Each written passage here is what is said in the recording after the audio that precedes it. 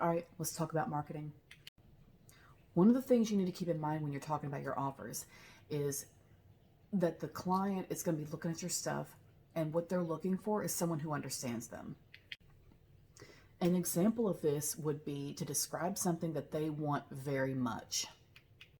I'm going to use an example that I've read on a coach's Instagram years ago that stuck with me. I've mentioned this before. I'm going to mention it again. She wrote something that brought me to tears because I wanted it so badly, and she wrote exactly what I wanted. She said something to the extent of, "It's Christmas time. It's nighttime. Candles are lit. The house is peaceful. You're wrapped up in a big chunky blanket, hot cocoa, whatever. And you're curled up. All is well.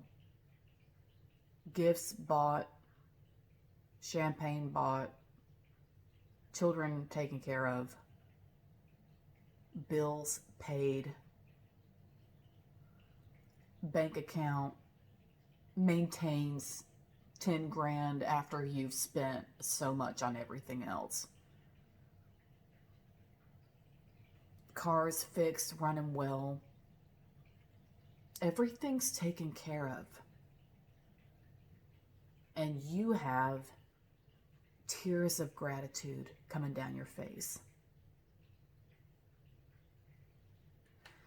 When she wrote that, I'm paraphrasing it, but when she wrote that, I did have tears coming down. And I had the tears come down because I wanted that so bad. So bad. And what she did was, she spoke to her ideal client from the client's point of view and what her client would want. Her client's dream life is what she wrote. And it happened to be mine. I did work with her for a bit. I did actually. But she spoke to me in that post. She spoke to me. And I never forgot it because of how monumental it was. And that's what you need to do when you're speaking to your clients in your posts. If you're getting tired of, because you need to do different types of posts, okay? So if you're getting tired of doing the instructional stuff, or I mean not instructional, but like educational posts, or explaining how you do a method, or selling, if you're getting tired of that kind of stuff and you want to do a different kind of post and do something different on a different vibe, get on there and just describe what your client's dream life looks like. Use what I said. If you want, I don't care.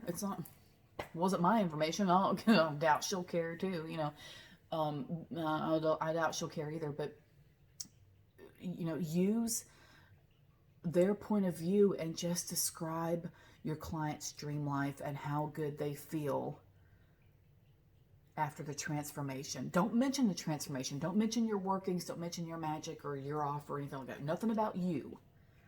Take you out of the equation. Take yourself out of the equation. Just talk about the client and their life, her life, what it looks like, how she feels